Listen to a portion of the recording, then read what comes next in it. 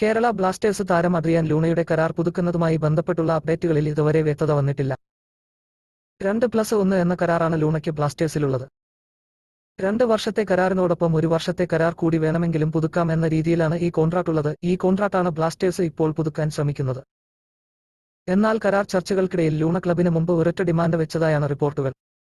അത് ബ്ലാസ്റ്റേഴ്സിന്റെ അടുത്ത പരിശീലകനുമായിട്ട് ബന്ധപ്പെട്ടുള്ളതാണ്. മലയാള മാധ്യമമായ മനോരമയുടെ റിപ്പോർട്ട് പ്രകാരം കേരള ബ്ലാസ്റ്റേഴ്സിൽ അഡ്രിയാൻ ലൂണയുടെ ഭാവി പുതിയ പരിശീലകനെ ആശ്രയിച്ചിരിക്കുമെന്നാണ്.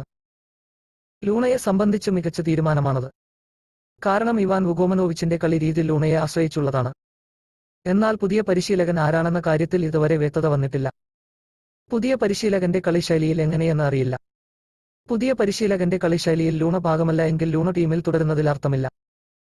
ഇതോടെയാണ് ബ്ലാസ്റ്റേഴ്സിലെ തന്റെ ഭാവി പുതിയ പരിശീലകനെ ആശ്രയിച്ചായിരിക്കുമെന്ന നിലപാട് ലൂണ സ്വീകരിച്ചത്. ബ്ലാസ്റ്റേഴ്സ് നിലവിൽ 20 പരിശീലകരുടെ പേരുകൾ ഷോർട്ട് ലിസ്റ്റ് ചെയ്തിട്ടുണ്ട്. ഇവരുമായുള്ള അഭിമുഖം പുരോഗമിക്കുകയാണ്. വരും ദിവസങ്ങളിൽ പുതിയ പരിശീലകനെ ബ്ലാസ്റ്റേഴ്സ് പ്രഖ്യാപിക്കും. പുതിയ പരിശീലകൻ ലൂണയുടെ കാര്യത്തിൽ എന്ത് തീരുമാനമെടുക്കുമെന്നതും കണ്ടറിയേണ്ടതുണ്ട്.